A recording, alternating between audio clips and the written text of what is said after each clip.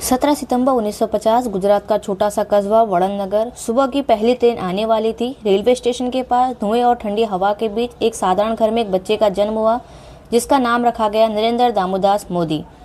उस समय किसी ने नहीं सोचा था कि यही बच्चा एक दिन भारतीय राजनीति का सबसे प्रभावशाली चेहरा बनेगा।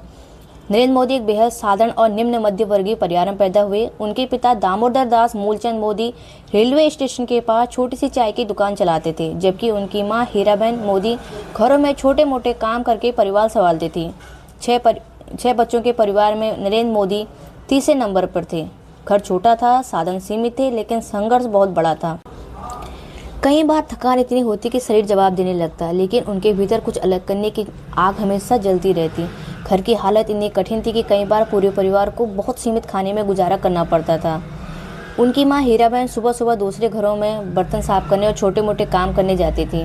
नरेंद्र मोदी अपनी मां को चुपचाप संघर्ष करते देखते रहते। शायद वहीं से उनके भीतर कठिन परिस्थितियों में हार न मानने की आदत पैदा हुई।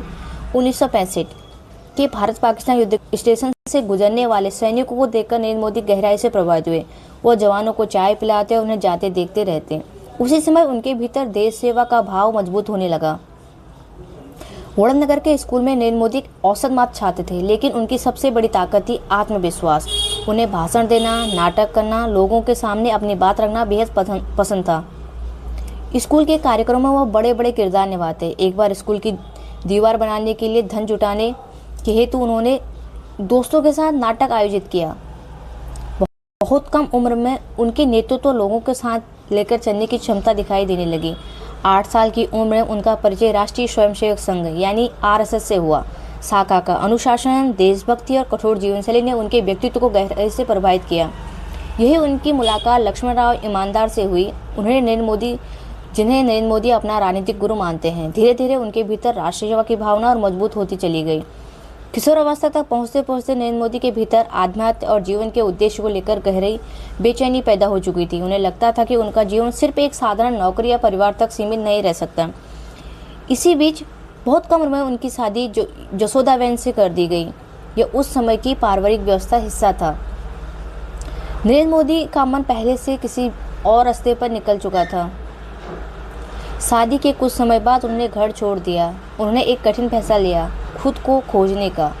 बिना किसी को बताए वह देश के अलग अलग हिस्सों में घूमने लगे। उन्होंने हिमालय की घाटियाँ, आश्रमों और रामकृष्ण मिशन जैसे कई आध्यात्मिक स्थानों में समय बिताया।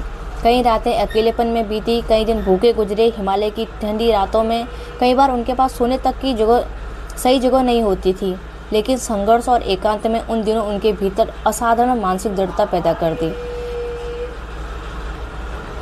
करीब 2 साल बाद वो गुजरात लौटे। अब वो पहले वाले नरेंद्र नहीं थे।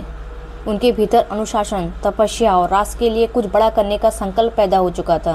उन्होंने खुद को पूरी तरह RSS के काम में झोंक दिया। साधारण कपड़े, बेहद सीमित जरूरतें और लगातार संगठन के लिए काम, और यही उनकी जिंदगी बन गई। धीरे धीरे उन्होंने व्यक्तिगत रिश्तों और सामान्य जीवन से खुद को दूर कर लिया।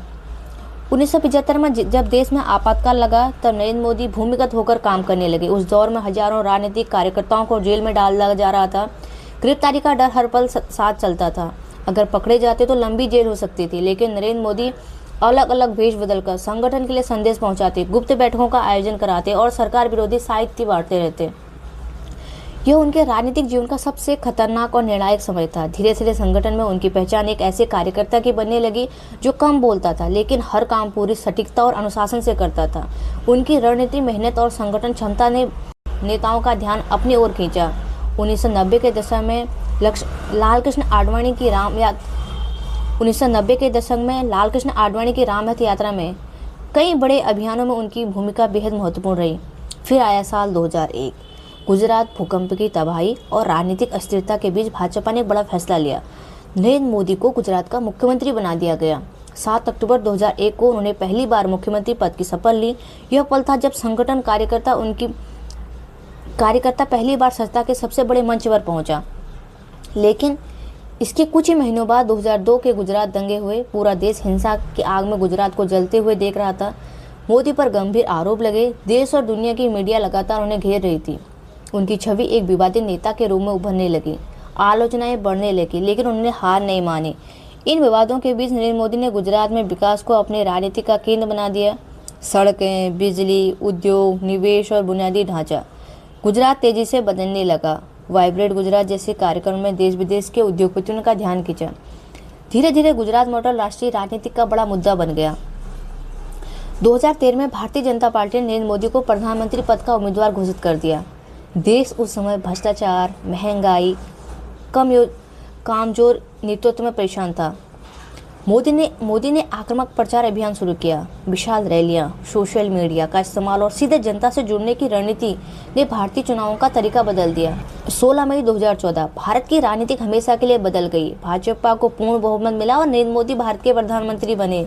जिस लड़के ने बचपन में रेलवे स्टेशन पर चाय बेची थी, वो अब वही देश भर की करोड़ों आंखों की उम्मीद बन चुका था। प्रधानमंत्री बनने के बाद जब नरेंद्र मोदी अपनी मां से मिलने पहुंची, हीराबेन ने बेटे के सिर पर हाथ रखा। वो पल सिर्फ एक मां और बेटे का नहीं था, बल्कि संघर्ष और जीत का प्रतीक बन चुका था। प्रधानमंत्री बनने के बाद नरेंद्र मोदी ने स्वच्छ भारत अभियान, digital India, make in India, Jan Dhan योजना, उज्ज्वला योजना, आयुष्मान भारत जैसी कई योजनाएं शुरुआत की। दुनिया के बड़े मंचों पर उनकी मौजूदगी